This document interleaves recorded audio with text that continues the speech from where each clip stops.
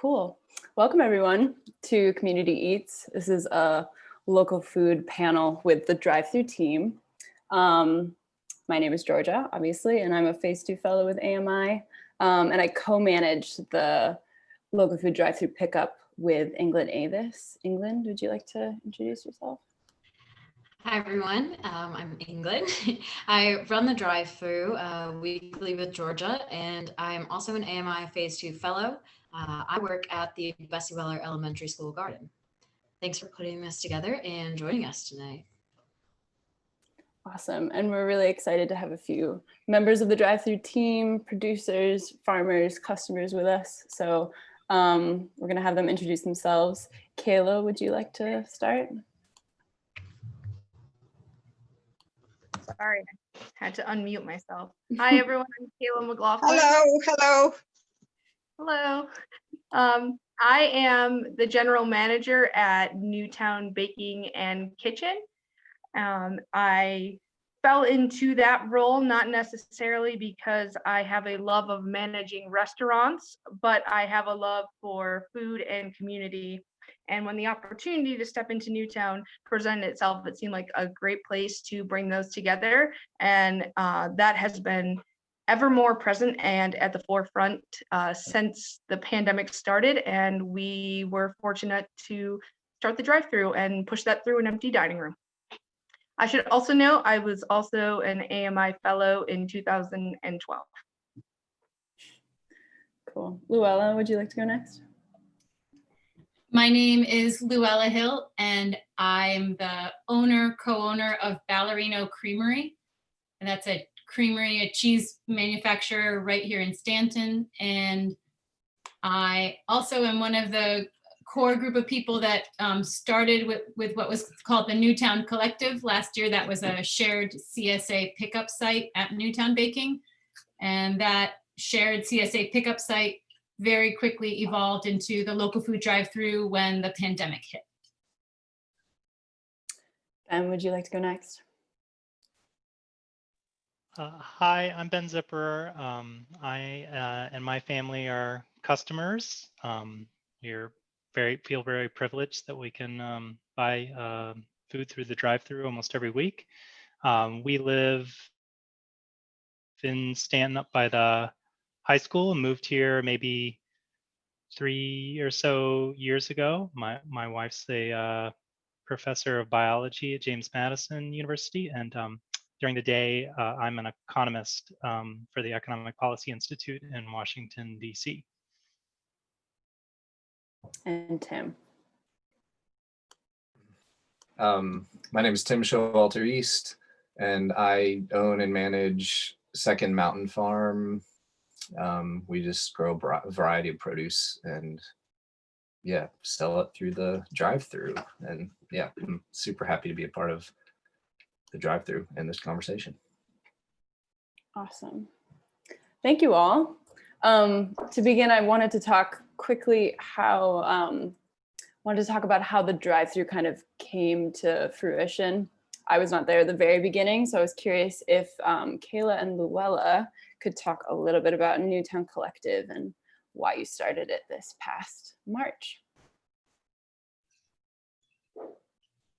I'll go. Kayla, do you want to start?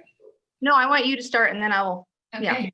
Yeah. So the true background story of the drive-through. So Newtown Collective was last year, 2019, a successful farmers market shared pickup site. And that was going to continue on this year. We had a sampling day. Maybe some customers remember that. That was in the very, very beginning of March at Newtown. And everybody was thinking like, oh, do we still sample? Because it was that turning point of awareness of what the pandemic was going to be. And I am also a vendor at the Stanton Farmers Market. And I was, planning that both of those were normal seasons, my CSA pickup spot at Newtown, participation in the Stanton Farmers Market. And then my ear was to friends and colleagues in Europe who were saying, this is really bad, it's gonna get really bad. So I think I was getting like warning signals from afar and approached the Stanton Farmers Market and asked them if they would be willing, or if I could help them set up an online system so that if it got worse, we would have a way to sell our products. And the management at that time wasn't interested in doing that.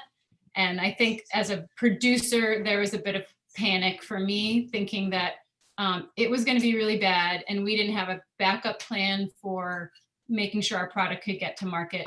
And so the Newtown collective already underway, I think, right, Kayla, we said, what if we just turn on our toes a little and roll out 2 months early and just play it by ear? And so Kayla was totally game. We brought Wendy from Polyface in, and Norm, Geezer Farm, and everyone. We said, look, we don't know if we're going to have a way to sell our products. So let's try this online system. And we started, I don't know if this is too much detail, but we started it by offering products through Squarespace, which is the website Newtown uses. And then thankfully had a Kevin, I forgot, Melentha's partner, what's his last name? I forgot. Anyhow, someone quickly showed up. Guys, you have to stop talking. Someone quickly showed up at the right moment who was computer smart and able to guide us onto Shopify. So I just want to throw that out there, as it was key. All of us are producers, and I think our skill set is in working with dirt and big vats of milk, and it really was helpful to have somebody who knew how to program and understood that we needed to have a more capable system for getting the information out. So quickly set up our Shopify account. And I actually think that's what's enabled the drive-through to roll forward, is having good software in place from an early moment. So I'll let you take it from there, Kayla. Okay, cool. Yeah, so I just want to add a few comments to that. Louella pretty much gave the history pretty thoroughly and well. I had to laugh when I thought about our sampling day, and that was basically the last day where we had people coming in, and it's interesting to even think of a memory from that time, because I feel like we've all been so caught up in what's been happening the past 6 months, and certainly what's happening now. But just from the restaurant's perspective, the drive-through, or the idea of the drive-through, really lit me up for many different ways. Primarily, I am such a believer in collaboration, and I think that, only by working together can we really enact some real meaningful change in our communities. And so that was one big piece to why we started the Newtown Collective. And so it was a complete no-brainer to me when I had an empty dining room, because very quickly Newtown decided that we were not going to have customers dining inside the restaurant. And so when you're trying to manage a business, particularly a restaurant, it's all about, well, how much money am I going to make based on the square footage of my business and my building and my space? And so while the local food drive-through is not bringing in a huge income for the restaurant, it's still some sort of cushion to help us actually keep the lights on. And it's amazing that we're able to do that through helping the folks that actually were the producers and suppliers for the restaurant to begin with. Because obviously when the pandemic started and our sales slowed down, we weren't buying as much from the producers that we normally would have. So in a way, it was just sort of this beautiful web that got spun together. And it really was spun together in just good faith of people saying, hey, we're going to do this and we're going to figure it out. And so with that, I just wanted to thank all of our customers, because I know in the beginning we had some hairy times, and still things aren't totally perfect. But the true meaning of the drive-through is to provide safe food for our community, and then also help support our small producers and farms. And so I think I'll just, kind of end with that. Thank you. Thank you both. Tim, as a producer, how did you first hear about the drive-through?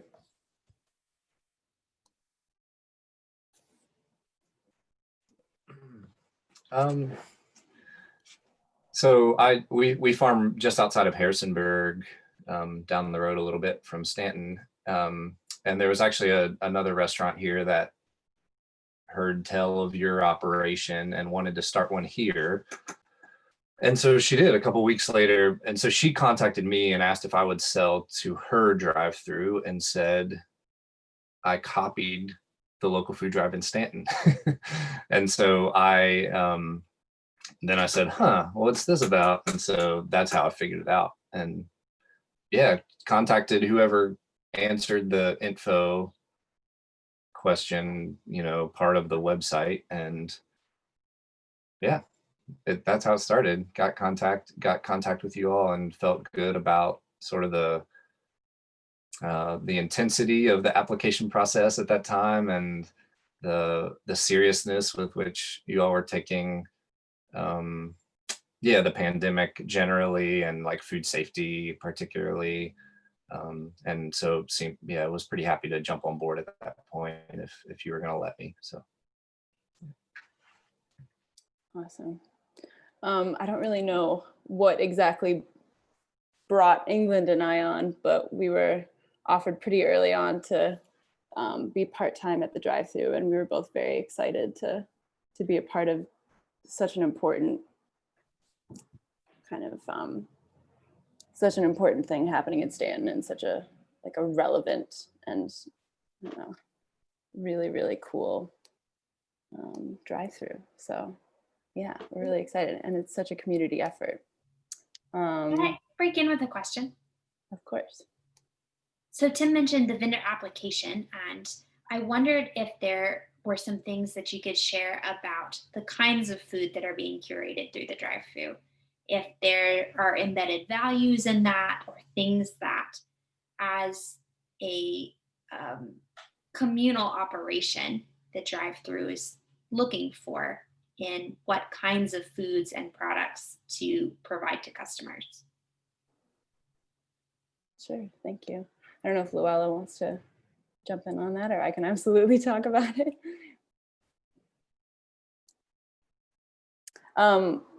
We'd like to, obviously in the title, it's the local food drive-thru, so we're prioritizing local producers. And we kind of started because it's a partnership with AMI. We were originally leaning on those values of sustainability, organic practices, not necessarily certified organic, but we really wanted it to be the best kind of local sustainable produce and all types of food that you can get in this region. Louella, I don't know if you want to talk a bit about the application process, but we have that was put in place in the beginning to make sure that everybody's using practices that we agree with as AMI and Newtown, and all of us involved. The application process it's a Google form, but I'd just say that was put into place because there was a true tidal wave of anxiety that I was hearing from the producer side as the farmers markets were shutting down, and I was not sure how to manage it. So I would say I was less focused on what the exact values were or growing practices, and more like getting panicky phone calls from farmers and realizing like, oh boy, I guess we're now at the helm and have to decide who's in and who's out.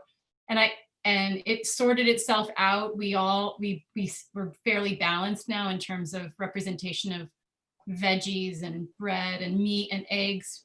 But I do think that there are farmers in the area that do not have the online presence or the online resources, and they would like to be part of something like this. So I will definitely admit we come to a bit of a place of friction in that not everybody meets certain growing practices, but they are small scale local producers. And so I don't feel like I have an easy answer to exactly what lets a person into the drive-thru or not. If I could follow up to that comment, Louella, I also think that part of our success as the local food drive-through has been from those values and that we set and the specifications that we have through the application for the growing process and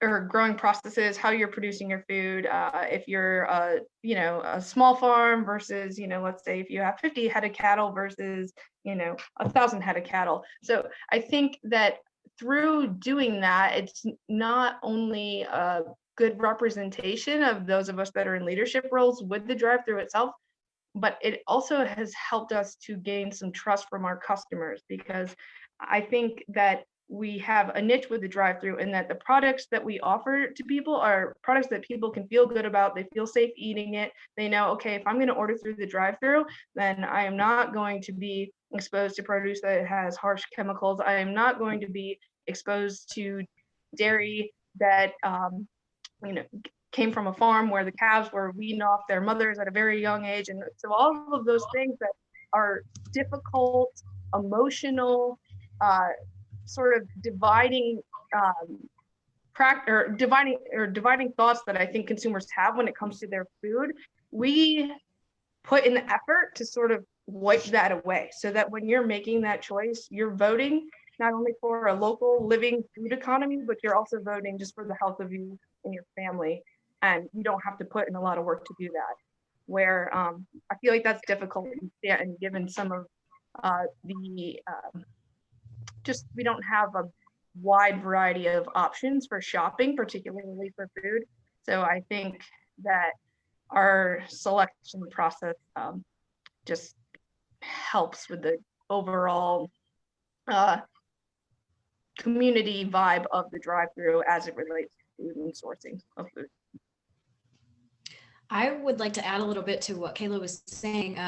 So because we arose from when the pandemic hit, I'm sure everybody remembers when grocery store shelves were emptied very quickly. And we quickly realized that we don't really have control over our food source. And Newtown was able to prove that the local food system is a bit more sustainable and has the capabilities to react in time to community needs based on, what's happening in the world. And I think that we have really shown how resilient those communities can be. The system itself can be when it's set up in a communal way like this.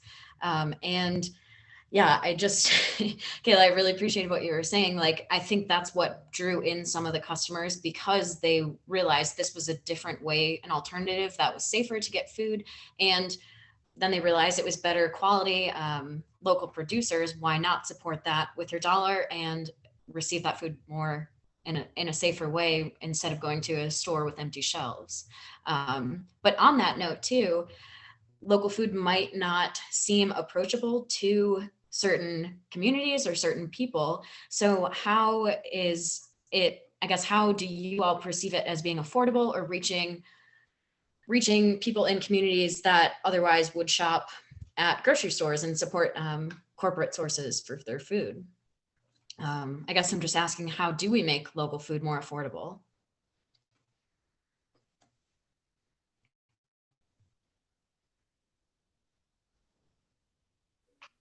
I don't mind chiming in to start off this conversation.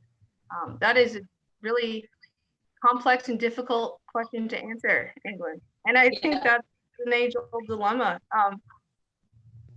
I think the most obvious answer to that, which is to teach children how to garden, because it doesn't cost a lot of money to grow your own food.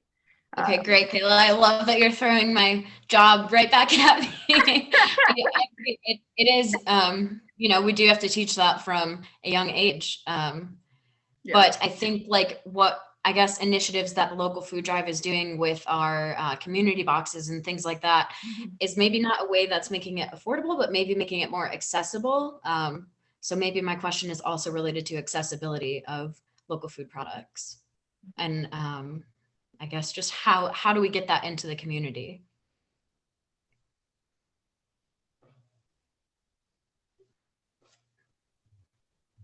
I'd like to say something about the accessibility. As a customer, the drive-through has taught me a lot about the farms that exist and the local food that is grown in the area. And it's allowed me to, reach out to producers occasionally and see if there's other ways of buying their product. And, I've learned about farms that I didn't know existed. Maybe they, already had some kind of presence in the community and I just, missed it. But as a customer, one of the few silver linings of the pandemic and the fact that this option now exists for some of us in the community to buy from, it's really kind of opened my eyes to what's produced and allowed us to buy things that we wouldn't have purchased otherwise. Yeah, thanks, Ben. I appreciate that. I understand what you're saying now, that it's kind of like a silver lining of the pandemic that this came out of it, and it has created more of a face of the local food movement, and it's shown people that there are alternatives for their food sources. I will pass it back to Georgia for another question. I also think that a shift more towards buying your food online and not just through, like, I know Amazon has like a grocery option, but I feel like it's possible to make local food accessible to more people. If you are on an online platform, you are making it accessible to a certain to people who are active on the internet and on their computers. But I don't know if that's like the new way that people are now gonna purchase food even beyond the pandemic. I'm hoping that it has, I don't know, increased accessibility. In terms of affordability, I wanted to touch on the fact that there's kind of a negative connotation between co-ops or associated with co-ops and farmers markets, and like how you can't afford it, and the difference between grocery store produce and farmers market produce is so huge. And I wonder, I feel like healthy food that's local and sustainable obviously we all believe that it shouldn't be a luxury product.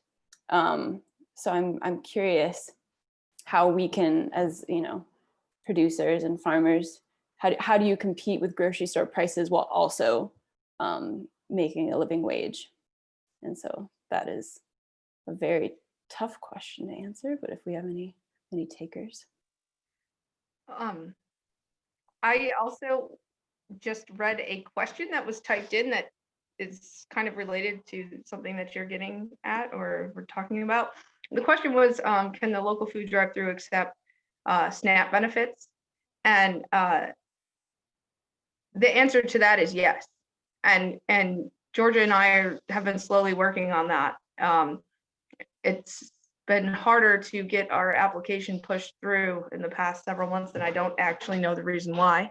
I can imagine that there's some distractions happening within our governmental systems right now, but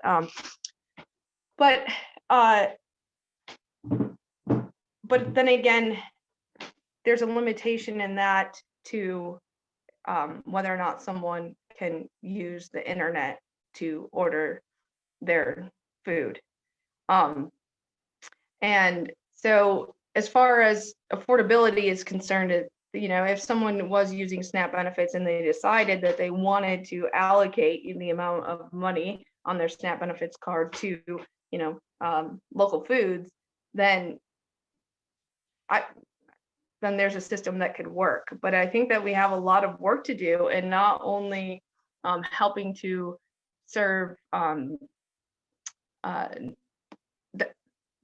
that particular demographic, but in general of teaching people to put value on the food that they eat, as opposed to putting value on a new car or a new pair of jeans or going, I don't know, whatever people like to spend their money on. I spend all my money on food, but I'm also a food obsessed person. So I think that, we're faced with just this huge issue, in that people generally do not value food in a way that I think is needed to help support small farms and small food producers. I can add a little bit, just from a agricultural perspective. I'm thinking of like a larger. Be interesting to hear how you would respond, Ben. But I'm thinking of a larger like economics kind of government policy approach to food subsidies and deciding which foods and which agricultural systems we've put money into as government over the past 75 years, has helped and hindered whatever it's made. It's pointed us in a certain direction of valuing certain foods, or understanding that a food costs a certain price. And yeah, so I feel like I'm being a little unclear, but essentially a lot of our government dollars, subsidy dollars for food and agriculture go into corn and soy and big commodity products that in the end really just go into, become oils and go into food-like substances, as Michael Pollan says. And so learning, for us, it's been a huge journey growing produce, learning what it costs to like produce a ripe red pepper. And there can be all kinds of spreadsheets on how much it costs to produce one ripe red pepper. And that's how we try to come up with our costs and like try to pay ourselves $15 an hour, which is not like a screaming great, payment for yourself these days, but anyway, it's a huge challenge for us. And Kayla, I appreciate what you're saying. I also want to push back and say that it's not just on the individuals to make better choices. There's a lot of policy work that needs to happen too. That's where I'll leave it. I just want to chime in that I think I really agree with a lot of what Tim is saying, and that there is, it's really unfortunate that initiatives like this and local farms in general who are trying to provide food for their local community, especially if they're smaller, are really, at a disadvantage due to long-standing numerous public policies like Tim was alluding to. And so that's a huge battle.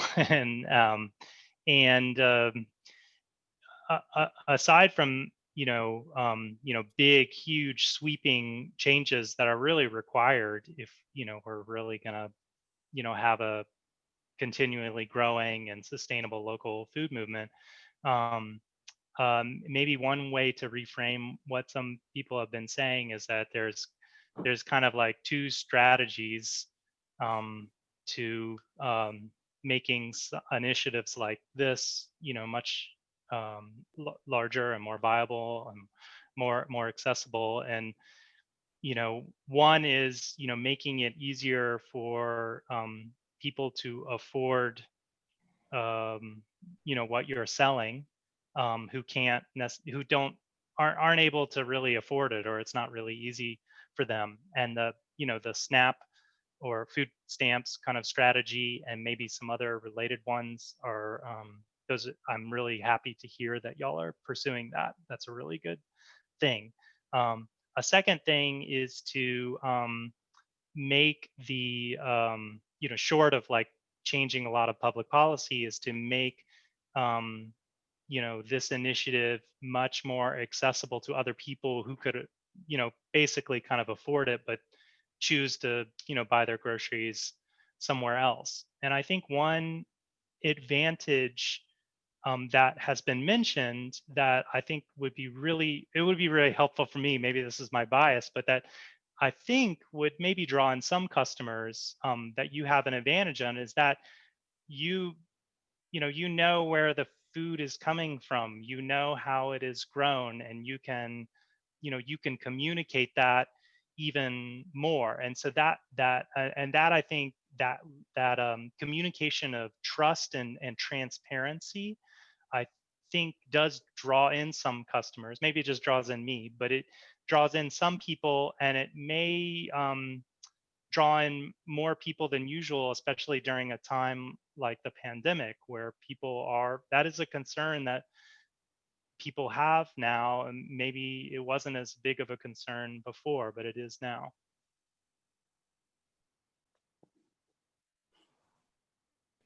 So on the topic of affordability, yesterday I had the experience of going to Walmart to try and spend $300 on an EBT card, because the FDA has sent every single student in Stanton City Schools an EBT card that's preloaded.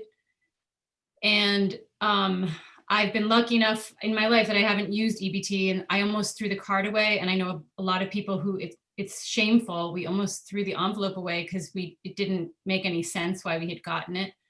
So there I was. So we've decided we're trying to start a campaign to get all these parents to turn that into food that we donate, because you're not allowed to give the card to a different person. But the point is really being at Walmart, looking at the different prices of things. And I was thinking, oh my goodness, it is such a chasm between what the price of food is that I need to ask for a piece of cheese and the amount of cheese I could buy if I go to Walmart and really try and think about calories and affordability. So are we affordable? I don't think we're that affordable. We're affordable to the people that are going to prioritize or have the privilege to have more income to spend. But no, on the whole, I don't think we are. And I also, I don't feel guilty about that because I don't make much money also. And when I go back in the equation, it's because I'm paying the dairy farmer more than the price of the cheese. Like I pay more to the dairy farmer than $8 of every pound that I sell goes back to the dairy farmer. And if you walk into a grocery store, that's already a finished cheese and a nicer finished cheese. But where does my hope lie? Where do I feel excited is I think of myself as a placeholder. I think that I'm helping keep knowledge alive. I'm helping keep land open. I'm helping keep a system going because I think we've got something amazing here in the actual literal layout of the landscape. We've got people that are next to where food is being produced, and that's completely different than most other parts of the country. I'm from the West, and you can drive hundreds and hundreds and hundreds of miles and not see a piece of food being grown or being produced. And that's not the case here in the Shenandoah Valley. I feel like we're set up to be an example of how it can be a localized food system. So yeah, I think of myself as like a stepping stone to where we can get to. And then where I also have hope is I really think my goal is to like shift the thinking of what food is, and food has to be uglier and more ephemeral. And that's just the way food is. It's like, it is not consistent. Anyone who's eaten my cheeses know, food is not consistent and food is not constantly available. And so when I think about what do we as a local food drive-through, like maybe we're communicating that a little bit because we're not selling peaches right now. And sometimes food comes through and it's a little, I don't know, maybe it's a little bit more hairy or more bruised or more purple or more yellow or more green. So I think the more that we can expand people's tolerance for variability and seasonality, the more we're going to inch closer to trying to be able to have food that more people can afford.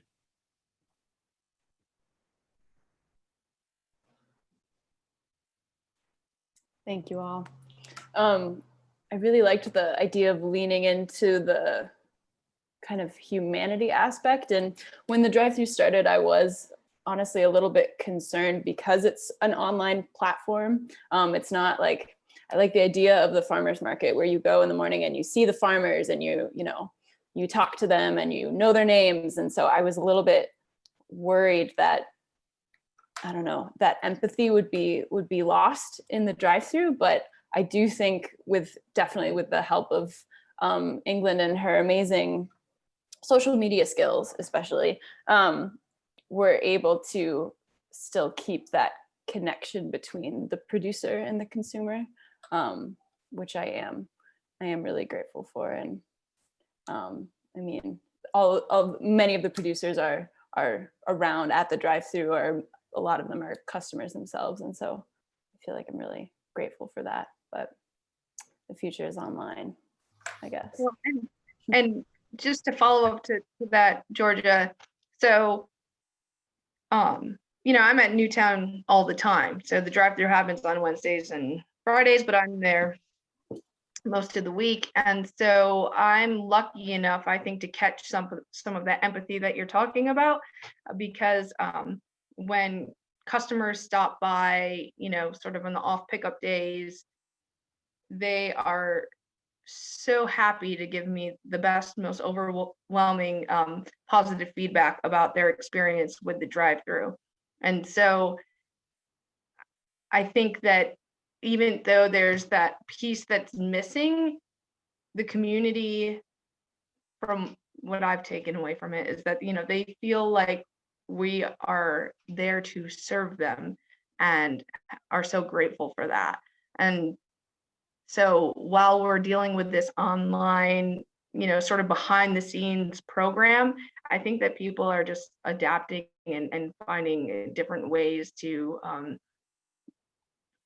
express appreciation, or to learn more. As Ben said, he learned about the different farms that he's buying from and digging deeper into them, and then reaching out, on his own behalf. So it's just all about how we are best able to adapt.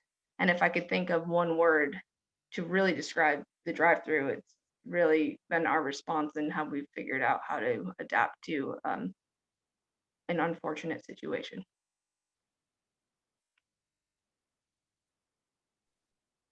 Awesome.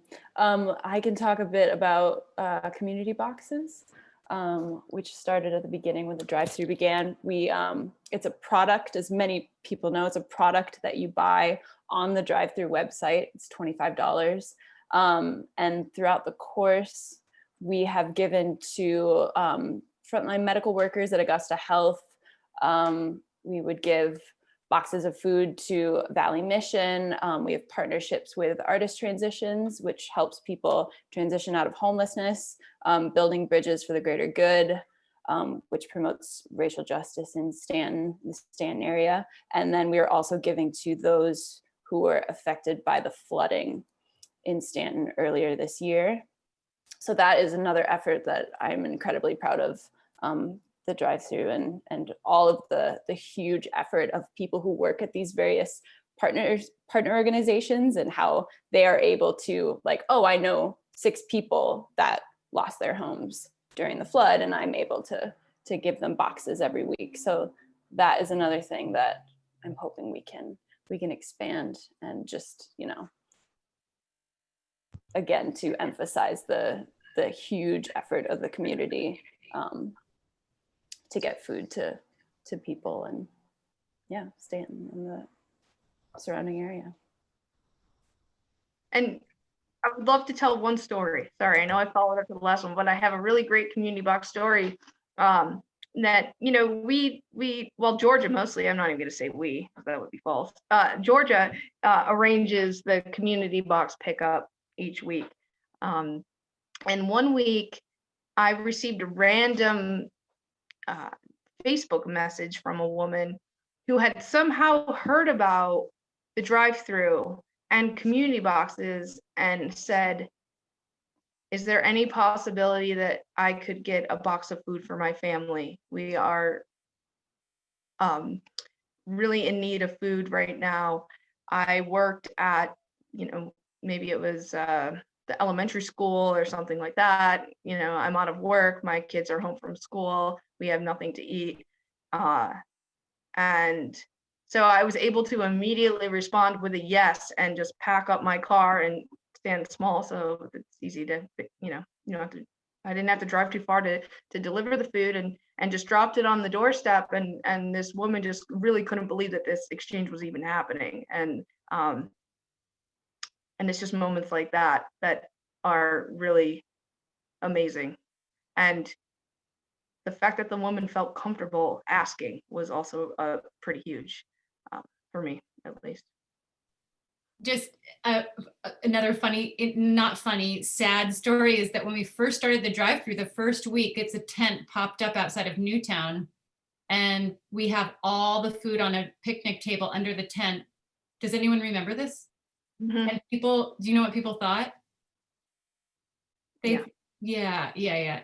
People thought it was a food pantry. And so we were suddenly like, we just scrambled to gather all of these chickens and loaves of bread. And then people started showing up, and we just made it work. We eked out like any extra piece so people didn't turn away with nothing, but it was a moment of having it very much in our face of the reality of the truth of trying to circulate food amongst a community has got all different parts to it.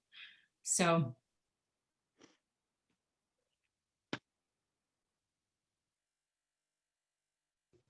I do have kind of a tough question.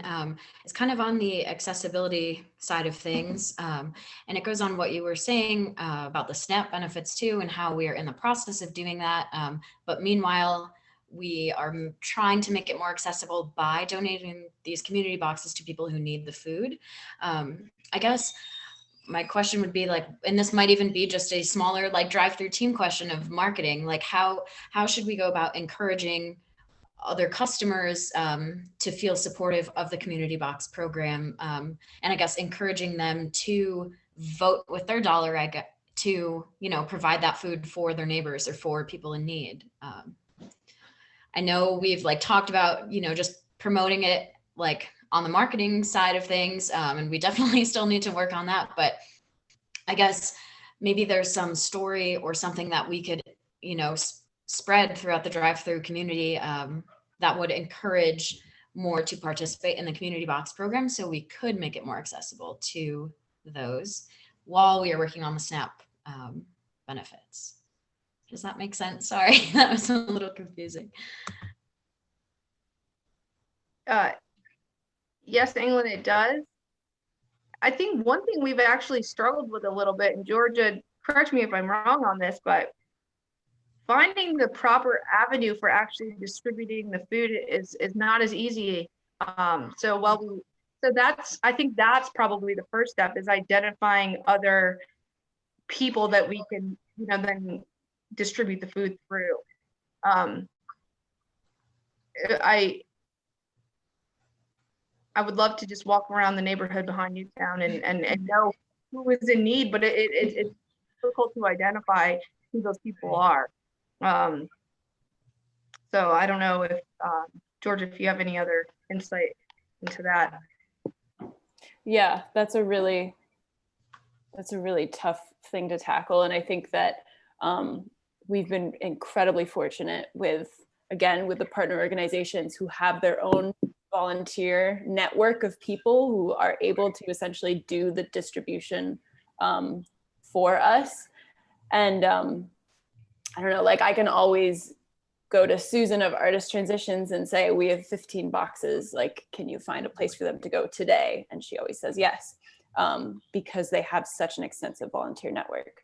But I do think it is our responsibility to keep looking around and look within our community and our neighbors who we might not know their names, but the other leaning on other organizations beyond what we've already kind of established, to see where the need is. Because I personally I'm not sure where to find it. So we do really need to ask around and continually see, Well, so I know that the people are out there who need food. I guess it's more about us encouraging our customers or the community at large to help us make like get that food to those people who need it. So maybe we just need to come up with a way to appeal to the ethos of our customers, you know, to encourage more community boxes so we can spread this great, healthy local food into our community.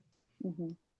And I do feel like one way of doing that would be to have more stories on the receiving end. The one that Kayla told is incredible, and I love that.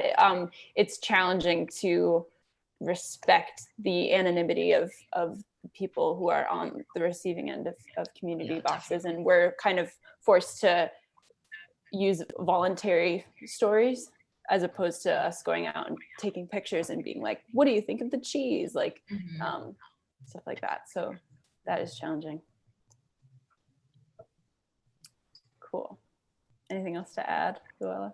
Oh, I just want to be an antagonist and say that we're doing so much, and I believe in the community box program. I also think we're doing, I mean, part of me thinks, wouldn't it make more sense to network into the food bank network and say that the more economical way to get more local food to people in need is to maybe throw in the same amount of hours that we spend running the community box program into a gleaner network that goes out to the farms, and all those peppers that aren't going to make it anywhere before the frost hits, Tim, could get harvested by a volunteer network. I'm just thinking outside the box and thinking, I know it takes about every one of all of our brain cells to just like get the food fresh into the right bag on the right day into the car and make sure that the money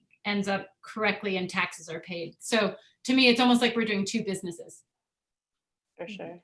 And I feel like we've also had a ton of people reach out to the drive-through email and ask, like, I have all of this squash that I don't know what to do with, or I have a ton of peppers. And it's just like a backyard garden situation. And they're like, can you sell it? Can you do anything? And it's hard to say that we are kind of capped with veggies at this point. It's really hard to, but we need like a separate business that is able to take all of the surplus food from, you know, maybe not necessarily a certified organic farm, but just from like a backyard gardener or something, and be able to distribute it. So it's another business model we have to work on.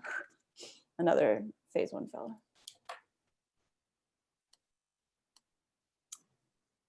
Cool. If there is nothing else to add on that topic, I wanted to talk a bit, I mean, we've already been really talking about this, but how local food can be a way of promoting justice within our community. And just to start, the definition of food justice is a holistic and structural view of the food system that sees healthy food as a human right and addresses structural barriers to that right. So, you know, as we've been talking about the affordability and the accessibility and all that kind of stuff.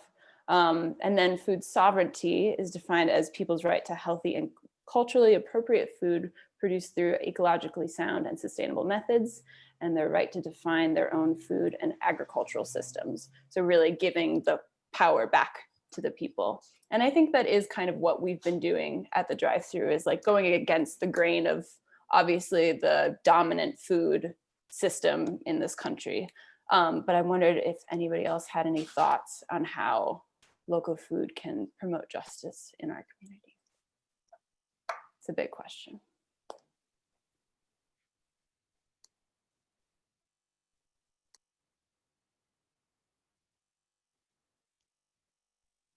I think going back to kind of the transparency kind of issue, you know, Louella was talking about how the prices that any local producer is going to charge are just not even in the same ballpark as something that you would find at Walmart or your local, you know, some other local grocery. You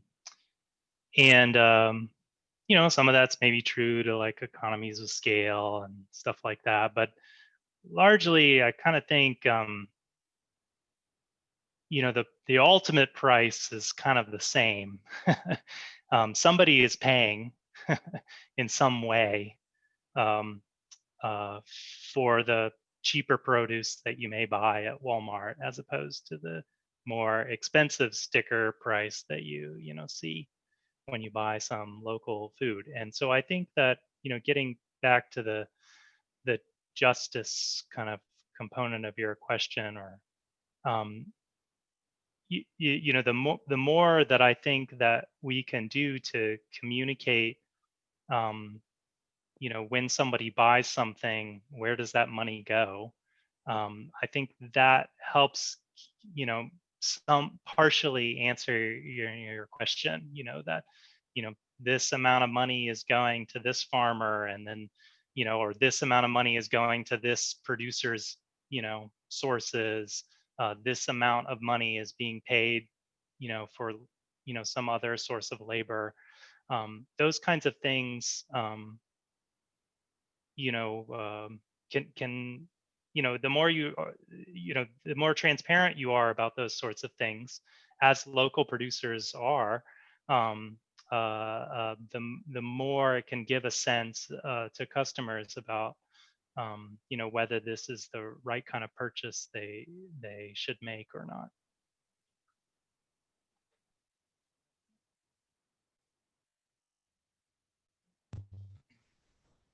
I agree. I just have a quick comment that I wish we were also like an educational organization, and we like hit on that component of teaching the importance of local food, and teaching to care where it comes from and the difference between it. I think that would be really great if we like had some kind of education component, but that's like a dream world. We can only do so much, and we are doing as much as we can. Yeah.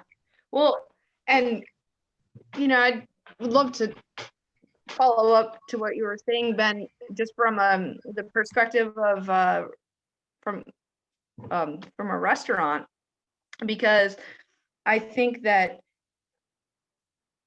trying to be a restaurant that A, pays people a living wage, and then B, focuses on sourcing quality, local, and organic foods, and also be a place that is affordable and where multiple people across the spectrum of the community can have access to the foods that are served there, is a challenge. I almost don't think it's possible in Stanton, and when I'm really looking at numbers, but I give my best effort each day.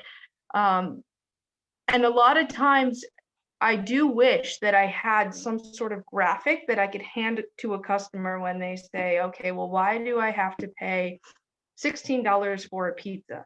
That's crazy to me. And so, when you break it down and you show that, the food costs this much, we need to pay our staff this much, and then we're still left with maybe, a 15-cent profit or something, on this one particular item.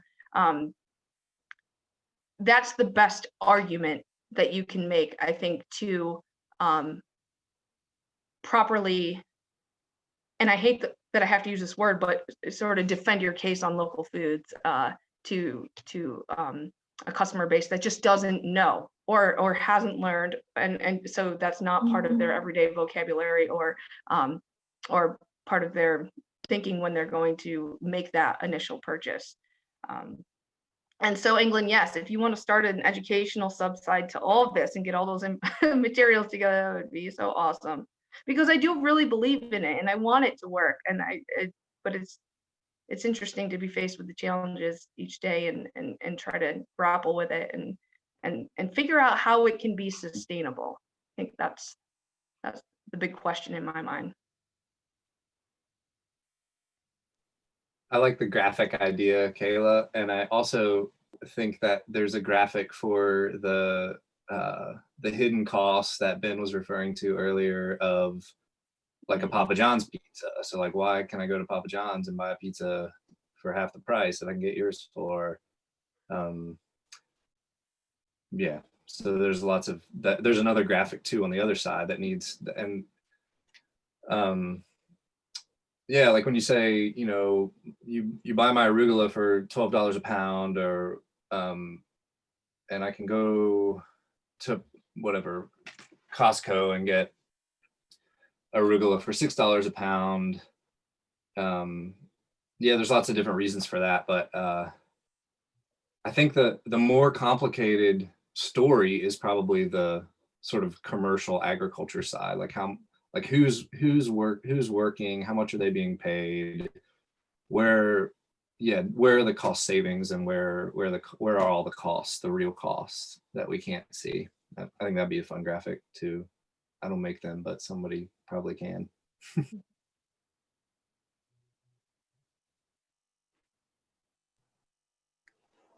And like who's making a profit. I feel like that would be really helpful. Also, when the pandemic hit, and as England was talking earlier about like empty grocery store shelves, and I don't know, I think that really shed a light on how unsustainable our current food system is. Also just in terms of workers' rights and people who are producing our food in the dominant food system in this country, who are not making a living wage and don't have any sort of benefits in their job, and then are suddenly deemed essential workers in a pandemic, forced to work in unsafe conditions. And so I guess this wasn't really a question, but I think the pandemic really shed light on that, and I'm hoping that can propel, you know, the local food movement forward. And as Kayla said, I mean, I also do really believe in it, and I hope that if we can be transparent and, you know, see the faces of the people that we are paying maybe a little extra, that would be the best way to go. So, all right. Cool. Georgia, are we still on the topic of food justice? Sure, absolutely. Well, we would be remiss to not acknowledge that we do not have any representation of minority farmers in this group and in this system. And I think what would be awesome is if the drive-through could send a message that we want to see more minority farmers in the Valley, and we recognize that there's a lack of, and I have a fantasy that we'd start like a little fund, like, you know, 1% of sales go towards an incubator farmer system. I mean, there are networks out there. This is not something we would have to invent, but a way to clearly demonstrate that we understand that it is not a just food system, and there's an underrepresentation of several groups, but Black farmers in particular. That sounds exciting to me. I don't know. It's exposing politics, which gets complicated. I know that Soulfire Farm has a really good, their whole website is amazing, but they have some really good resources of Black and brown farmers. They have like a map, and you can look at different organizations and various farmers and food producers to support. They also have their Uprooting Racism in the Food System virtual workshop, which I know a few of us are going to be a part of in November. And they're sold out through December, but they do have January and February trainings open if anybody would like to purchase a ticket. I'd like to share a question that's come in through the chat. Does the concept of food as medicine enter into the philosophy of the drive-through? And something that customers have noticed, the vitality and the longevity of food from the drive-through. So we'd like to hear a little bit more about that.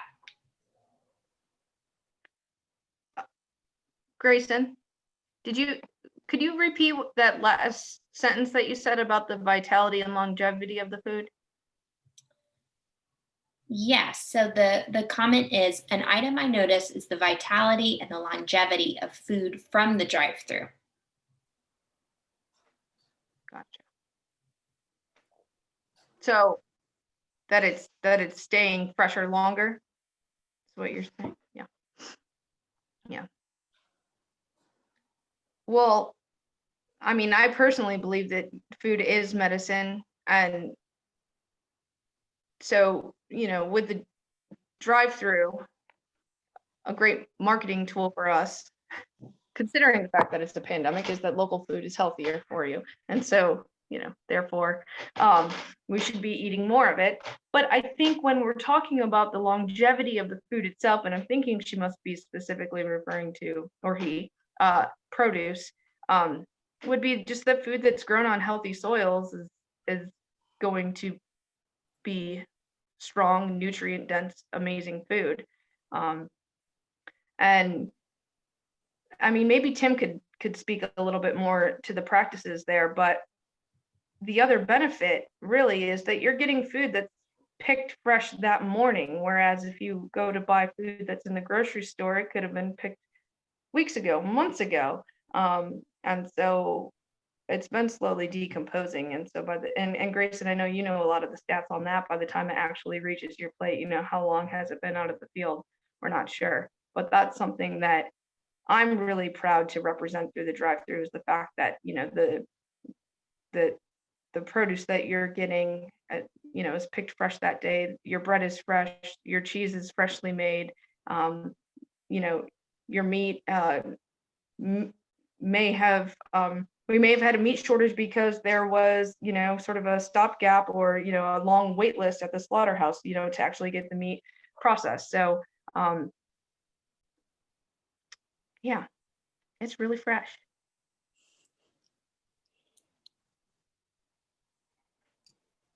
I would say that fresh, from our perspective, freshness plays probably the biggest role, or maybe I should just say there's probably the most research on freshness making food last longer, but there's also pretty good,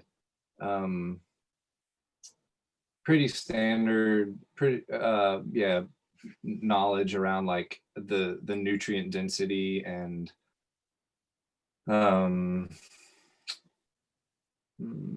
yeah, I guess that's a good way to put it. The more dense with nutrients a plant is, and the sort of the more happy it is when you harvest it. So it will help it last longer. So if it's harvested at the right time, matters in its lifespan in the field, but also that you're watering it well and feeding it well, and your soils are happy and the plants are happy. So if there's a good sort of environment that the plant's growing in, it's gonna last a little bit longer. And I argue it's gonna be way more delicious. I think from a nutrient perspective, it's also a really key gain of the drive-through that our range of producers is normalizing produce like arugula, like different kinds of kale, those really nutrient dense crops, so that as customers, we get used to seeing things other than iceberg lettuce, and are willing to try some of those things that have so many benefits and are so much richer in what they can offer your body, and more nutrient, less water. Grayson, one might call that medicinal food. Food as medicine, even. Cool. On the topic of food as medicine, and like healthy soil and all that stuff, I feel like it's a similar thing. If you're feeding yourself healthy food, you're gonna have, I don't know, you're feeding yourself good quality produce, you're gonna have obviously better overall health.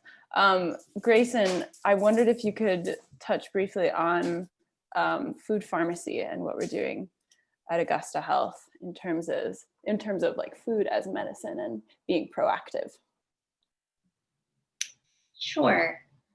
So the food pharmacy is a prescription produce program. It's a program of Augusta Health and the AMI Farm at Augusta Health, not directly affiliated with the drive-through, but its model is very important in the way that it is combining clinical interventions for diet-related conditions like diabetes, high blood pressure, associated risk factors with those, of which obesity is the most visible, but only one of a host of concerning conditions. And as a prescription produce program, it's referral controlled. It is a doctor recommended program where patients enter a 12-week course of information about chronic disease management and nutrition and lifestyle changes that support better control of one's health. It combines that education from a physician or a dietitian or a health educator with a tutorial from Augusta Health's executive chefs on how to use fresh produce grown from the farm in an everyday meal you could feed your entire family. And then it allows each participant a voucher that they can use to shop from a private farm stand and take home a week's worth of produce for every member of their household. Some of the health measures that are being studied through the food pharmacy program are things like waist circumference and BMI, as well as blood pressure, cholesterol, and how well blood sugar is under control. We're seeing really positive improvements on all of those measures. But I think what food pharmacy has taught us more than anything is to meet people where they are with fresh, healthy foods. That sometimes participants have been under financial constraints and felt like they are not comfortable in a farmer's market or even in the produce section of a supermarket, and that any food that is not familiar is not worth taking a chance on. Because if you're feeding a family of 5 on a very limited budget, you don't want to chance that you take home some new kind of vegetable, no one will eat it, and you have to throw it away and throw away that money that you spent on it. So very intentionally, a component that was built into food pharmacy is some of that food literacy education and just really practical tips on things like produce storage and simple recipes, what you can substitute when you're out of the vegetable that your recipe calls for, and which things you shouldn't wash until you're ready to cook, to make sure that when people are shopping in that farm stand, they can use everything that they take confidently, and it's preparation for a time when the food is no longer provided, or if the produce is no longer provided free of charge. We're setting people up with referrals to the Blue Ridge Area Food Bank, or they're returning to the open market, so to speak, of shopping for food, that they're doing so with more comfort in knowing which choices are the best for their lifestyles as they try and make diet changes and increase physical activity. Having kind of a toolkit of recipes, of produce tips, of knowing exactly what each winter squash tastes like and how to microwave it so that you can cut it without damaging your fingers. That really practical stuff that gets people ready to eat confidently and with a different relationship to food, that it's not so much a source of anxiety and something that's forbidden you.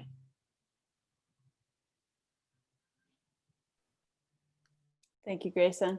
I wanted to touch on that because I feel like the health system and the food system are so separate from each other, yet they are so, I don't know, important and, I don't know, directly feed into, I don't know, into one another. And I recently read something, and it was somebody was dreaming like, oh, I wish that a doctor could prescribe like actually prescribe veggies in addition to whatever else. And so I feel like food pharmacy is kind of a way of bridging that gap. And to kind of put that in context, I recently heard from a non-clinical expert at Augusta Health that social determinants of health, which are things like quality of housing, access to transportation, economic status, food, education, all of those factors are estimated to fuel about 80% of health encounters. So when someone is coming into the emergency room or needing treatment from their doctor, we're estimating about 80% of the time you can trace that back to some life condition that is separate from germs and genetics. Something like their diet or their food insecurity, as well as a host of other factors. So while people have varying levels of comfort with how we regard food as medicine, I like to think I will never promise someone that they can cure the flu with a radish, but they can probably build up their body's resistance to make yourself less likely to catch it. If we are able to build the kind of society where people have consistent access to food and to healthy food, we're going to really cut down our dependence on the medical system. And so food access is really public health work.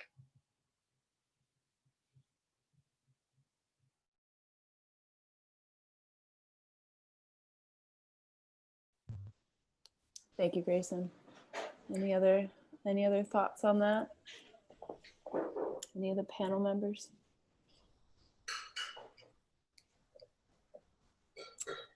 If not, I think we are about that time to wrap up.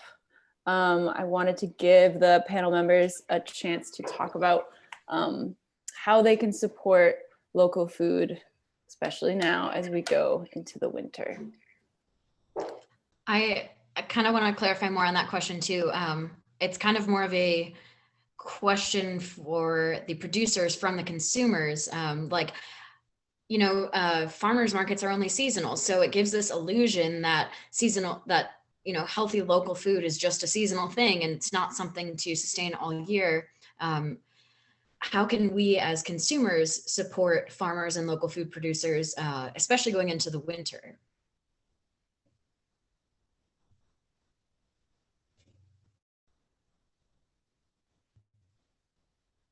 We should mention that the local food drive-through is going to keep going. I don't know if we haven't made that officially a public announcement, but to those listening, we are going to keep going, and we are communicating to producers to keep growing vegetables, to use those hoop houses, to figure out ways to keep those hoop houses warm if you can, and bring on those greens February. So that's exciting. Yeah.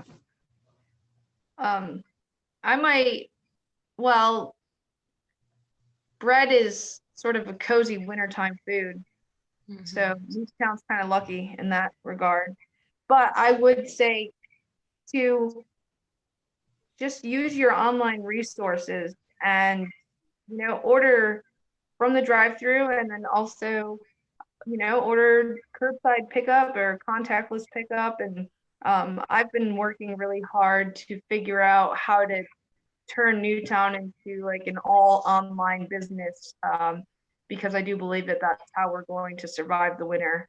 And I know that there are glitches in the system and it's not perfect, and it's not as fun as coming in and chit chatting and, smelling what the bakers have, coming out of the oven that morning. But also just to keep in mind that, as Georgia said, there are people that were deemed as essential workers, and all of my employees, Newtown never closed since March, and they've all been working really hard, and they all wear masks all day long at work while they're working. Even the guys who run the pizza oven that's 800 degrees. So I would just say to continue to support local, because the winter time, I think more is going to be important, because I think a lot of small businesses are either going to make it or break it. And these next few months are going to decide that. Yeah, I agree. And I guess I'm kind of answering my own question here on the other side of things.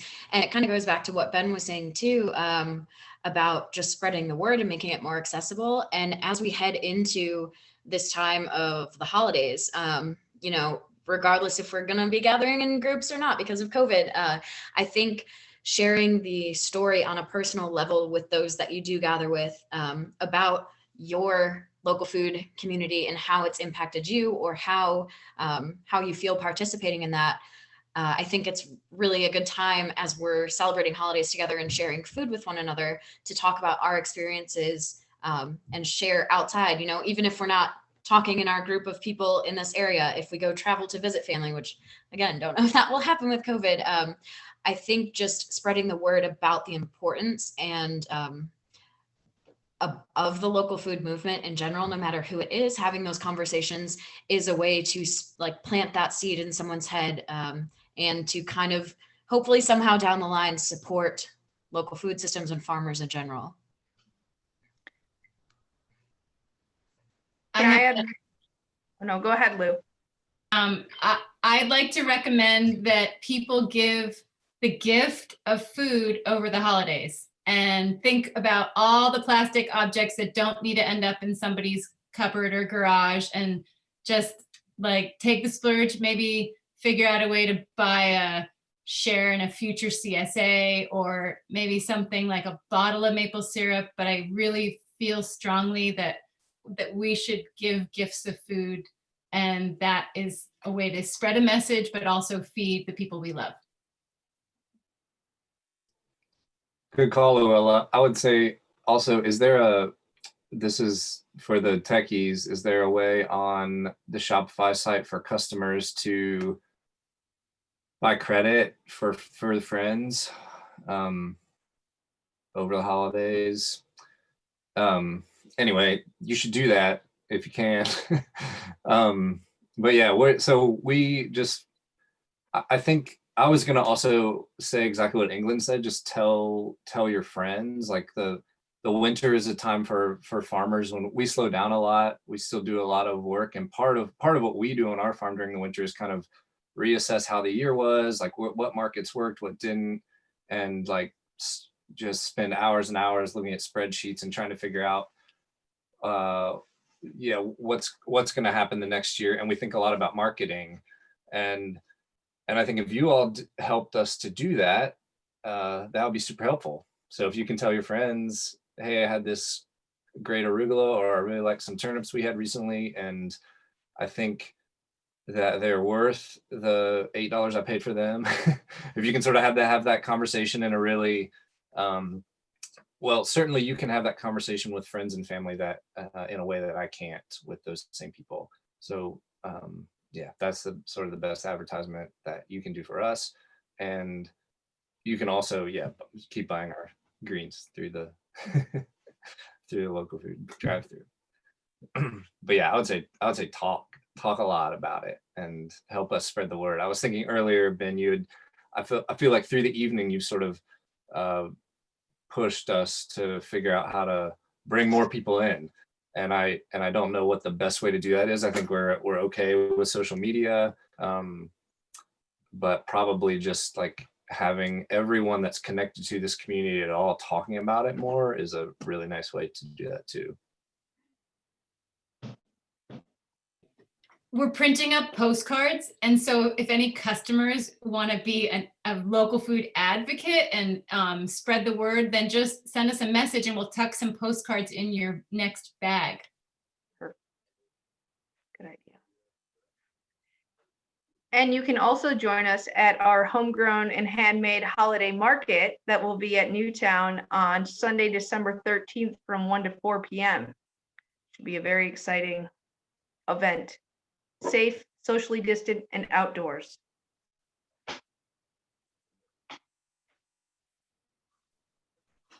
Cool. Thank you all. Grayson, if we don't have any other pressing questions from the audience, I think we are about ready to wrap up. Nothing has come in the chat, but I would love to give one more opportunity for anyone who's in the audience who's got questions that you would like to ask of our panelists. You can unmute your microphone, you can keep typing. Now is your time if you've been waiting to ask a question. While she's waiting, I just want to make sure it's said how much all of us producers appreciate the back end support that comes from Georgia and England and everybody working away, making sure all the dots connect. So thank you, and thanks for organizing this panel too.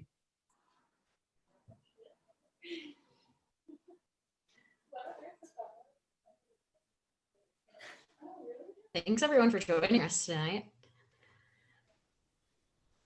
Can I end with a comment? Please. It's not going to be super articulate, but I guess I just want to say that to all of our customers that when you make a purchase directly from the local food drive-through, primarily the money goes to the producer. The small overhead percentage that is actually tied into your purchase then goes to pay for the small overhead that is involved in running the operation out of Newtown. And in January, a portion of that will go to paying for a full-time staff member to man the program. So I just hope that you can feel good about spending your money with the drive-through, because I know that we're in a challenging time, and what you're doing is really helping to keep our local economy alive. And I think that part of Stanton's resiliency through this whole time is the fact that we are such a small community and that we recognize what small things we can do to help each other. And so, thank you. It's a great note to end on. You have radio silence in the chat. So it's ask now or forever hold the peace. But you can also get in touch with us and we'll forward your questions on to our fantastic panelists. Thanks everybody for your wisdom. Thank you all. And thank you to the customers and the friends who joined us. And who knows, maybe we'll have another Community Eats panel. Maybe we'll make it into a podcast. Cool.